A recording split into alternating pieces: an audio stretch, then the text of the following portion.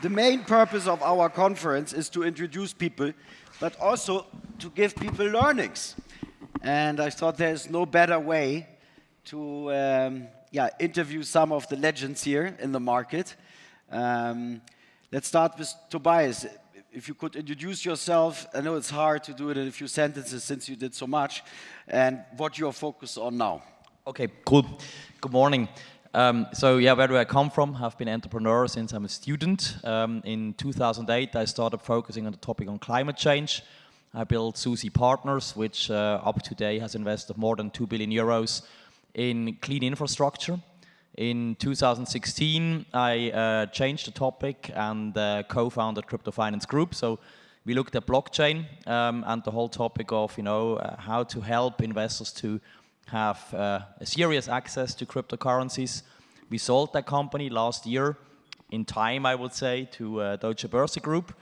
And now the new big thing, the topic of our discussion today, is longevity. So since about 2 years, I'm building Maximon. Maximon is an incubator, and we build startup companies in the field of extension of health span, and maybe I can talk a bit later more about. So you went from sustainability to crypto to longevity. Of course, you probably still do crypto and longevity, crypto and climate as well, but your current focus is longevity. True. I mean, I like new topics where I can learn a lot. Yeah, and I mean, by all means, I mean, the challenge of sustainability is not one. But just don't go for dinner with Tobias, because whatever you eat, he tells you how it will shorten your life. So I was quite depressed after. Oskar, give us some background about yourself. We met, I think, through Klaus Hommels. I remember 2008 or so in London or outside London.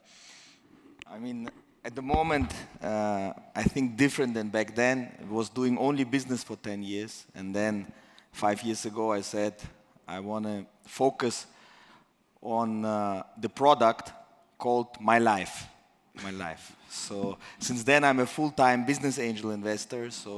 And I'm trying to build a life which will satisfy one client, which is me, trying to find extraordinary experiences, find extraordinary companies in the world which I can support.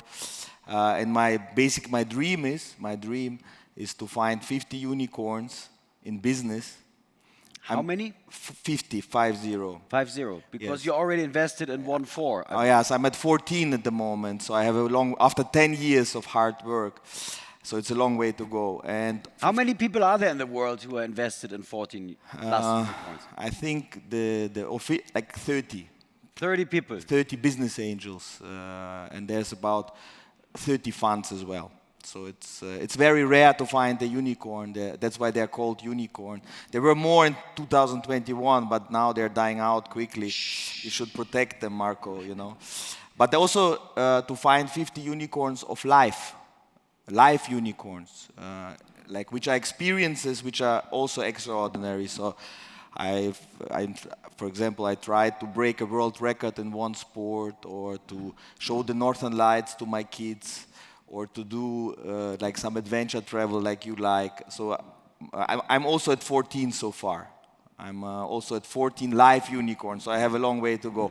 So that's my passion. So let me ask you one question. People tell me I have ADHD or something like this. I have it as well. I call it, it's getting shit done in parallel. Yeah. But how do you decide where to focus and where to diversify? Yeah, everybody knows the value of focus.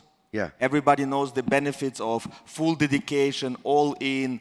Everybody knows of full immersion, doing nothing else. And that point is made and it's clear. But few people know of the benefits of defocus. My life is a story of defocus. Defocus. My character is like that. My personality is like that. So the benefits, first of all, I would recommend one book that's called Range. The book is called Range, and it makes the point that a lot of the great things in the world were made by defocused people. Because they had insights in physics and in business, in poetry and in sports, or something else. They were combining ideas. So this is the first thing that most people don't know. The second benefit of defocus, I think, and I have 3 kids, and if I would mentor them, I would tell them the best strategy to choose. Until 25 years old, try to focus and become the best at one thing. If that doesn't work, because it's really, really, really difficult to become the best at one thing. It's really competitive at the top 10. You know, I was rowing, and when I became top 10 in the world, it is insane competitive. And the number one guy, the Australian guy, is so strong.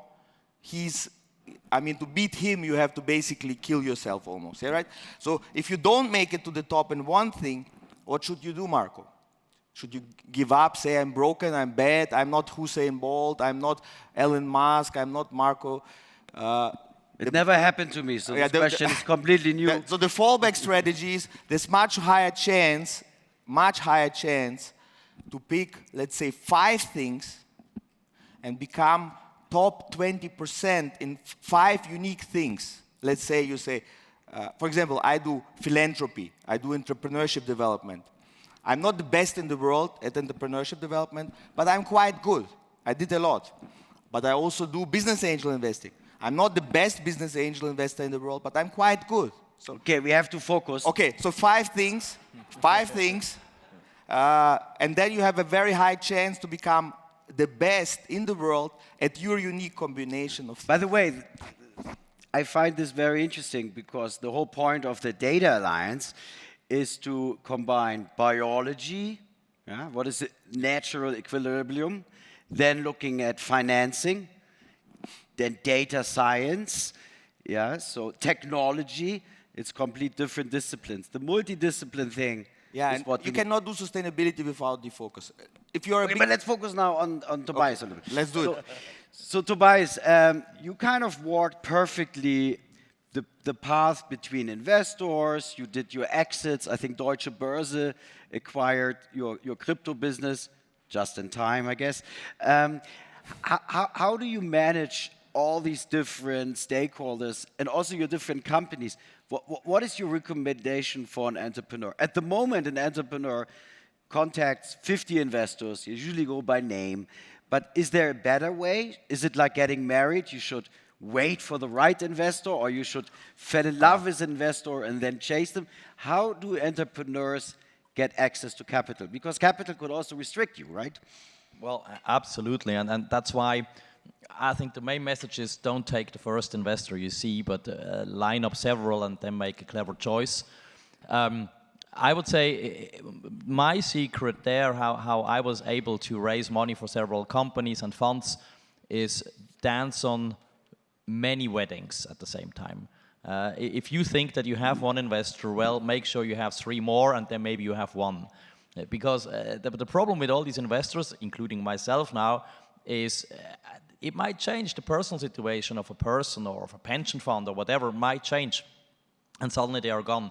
So that's why I always try to line up, a multiple of what I actually needed, which gave me sometimes the comfort to choose. And this brings me to the next point. You don't want dump money. I had in Susie Partners, I definitely had some dump money. And dump money at the beginning doesn't hurt you. It's just, you think it's great. You have some investors, you're very happy and proud. But then when the company gets more successful, these people, not really relevant for your business, not understanding the industry, think they need to protect their investment. And they suddenly want to have a word in your company. And I did the mistake, for example, I said, look, if you have 10% of the shares, you have the right for a board member. And that's then what happened. Suddenly I had a board member which was just blocking us. Cost me each board meeting 1.5 hours just by explaining the guy why we do something. So from that perspective, be careful when you choose investors. And if you choose investors with a significant shareholding, make sure that those really can contribute to the success and understand your industry. Well, grab those 2 in the breaks, or we don't have breaks, whenever you have time, because Oskar and Tobias are the ones not only who know how to play the startup game, but they're also willing to share and give to other entrepreneurs generation, which I think is very, very, very good. Including food tips about longevity. Just come to Oh my God, don't go for dinner with him.